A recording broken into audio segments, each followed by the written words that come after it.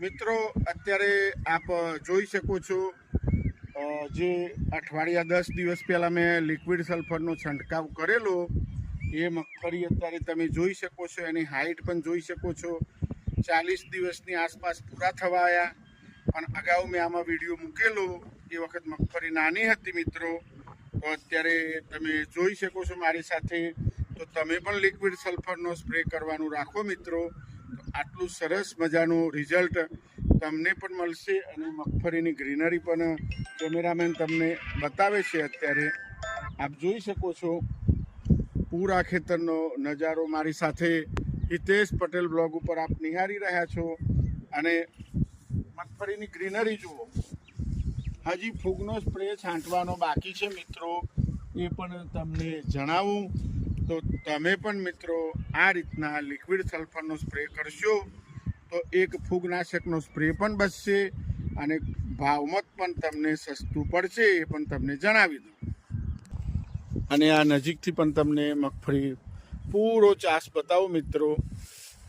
આ તમે જોઈ શકો છો 12 થી 13 જૂનનું વાવેતર છે અંદાજે મિત્રો, એ પણ તમને જણાવી દઉં. અને આપ જોઈ શકો છો લિક્વિડ સલ્ફરનો કમાલ. તો તમે પણ મગફળીની અંદર લિક્વિડ સલ્ફર છાંટી શકો છો. તો એનો લિક્વિડના લીધે ઝડપી શોષણ થતું હોય છે અને પાકને તરત જ મળી જતું હોય છે. પૂરા ખેતરનો અત્યારે નજારો જોઈ શકો છો આપ હિતેશ પટેલ બ્લોગ ઉપર. તો મિત્રો મારો કહેવાનો આશય એવો છે, ડ્રીપમાં પણ ચડાવી શકાય. આને ડ્રીપમાં ચડાવશો તો મૂળની અંદર ફૂગ આવતી હશે એ અટકી જશે. ડ્રીપની વ્યવસ્થા ના હોય તો ઉપર સ્પ્રે મારશો તો પણ ચાલશે. તો આપ અત્યારે જોઈ શકો છો મારી સાથે હિતેશ પટેલ બ્લોગ ઉપર આ રીતના તમે પણ છંટકાવ કરી શકો છો. સ્પ્રિંકલરની અંદર પણ ઉડાડી શકો છો. અલગ અલગ રીતના જેમ તમારે યોગ્ય લાગે એ રીતના લિક્વિડ સલ્ફર તો આપવાનું જ.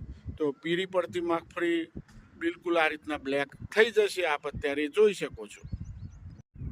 તો મિત્રો તમે પણ મારી મગફળી જોઈ એના પરથી તમને ખ્યાલ આવશે કે લિક્વિડ સલ્ફર શું કામ કરે. બીજા ખાતર ઓછા વાપરીને પણ આ રીતના સલ્ફરનો યુઝ કરવાનો રાખશો. પણ આ લિક્વિડ સલ્ફરની વાત કરું છું. તો મિત્રો તમે પણ જોઈ શકો છો. કોઈ પણ સલાહ સૂચનની જરૂર પડે તો મારો મોબાઈલ નંબર અંદર મૂકીશ, તો એના પર તમે વાતચીત કરી શકો છો. તો આ રીતના તમે પણ ખેતીમાં અવનવા પ્રયોગ કરી શકો છો મિત્રો.